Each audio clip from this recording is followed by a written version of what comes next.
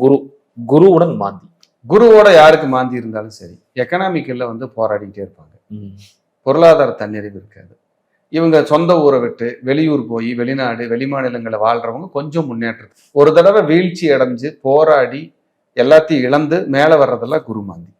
இவங்க கண்டிப்பா ஒரு குழந்தைய அபாசன் பண்ண, டிஎன்சி பண்ணிட்டோம், குழந்தை வளரல, ஹார்ட் பீட் நின்றுச்சு, குழந்தை 2 குழந்தை அபார்ட் ஆயிடுச்சு, அபாசன் ஆயிடுச்சு, இதெல்லாம் இது சொல்றாங்க குருமாந்தி சேர்ந்து. இவங்களுக்கு சித்தர்கள் வழிபாடு தான், ஜீவசமாதி வழிபாடு தான், வியாழக்கிழமை அன்னைக்கு கும்பிடணும்.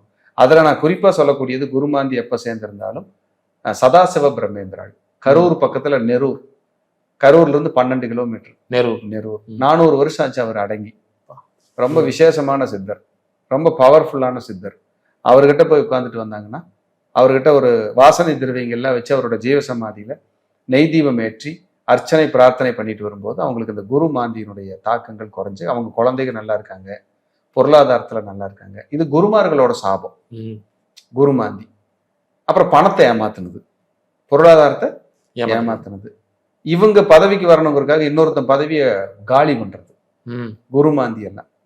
அப்போ நம்ம கர்மா படி கரெக்டா வாழணுங்க, இல்லைன்னா கண்டிப்பா டிஸ்டர்ப் பண்ணும்.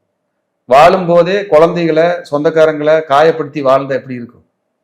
நம்ம கண்ணு முன்னாடியே குழந்தைங்க கசக்குச்சுன்னா எப்படி இருக்கும்? அதெல்லாம் ஆகவே ஆகாது.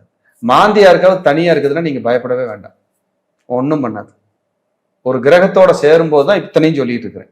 கண்டிப்பா கண்டிப்பா. நீங்க தனிச்சு மாந்தி இருக்குதுன்னா நீங்க கவலையே பட வேண்டாம், அது தோஷத்தை பெருசா செய்யாது. நீங்க தோஷத்தை தேடி போகும்போது தான் அது செய்யும். இப்ப செவ்வாய் வீட்டுல ஒருத்தருக்கு தனியா மாந்தி இருக்குதுன்னா ஒருத்தன் சொத்தை ஏமாத்தினா அந்த மாந்தி வேலை செய்ய ஆரம்பிச்சிடும்.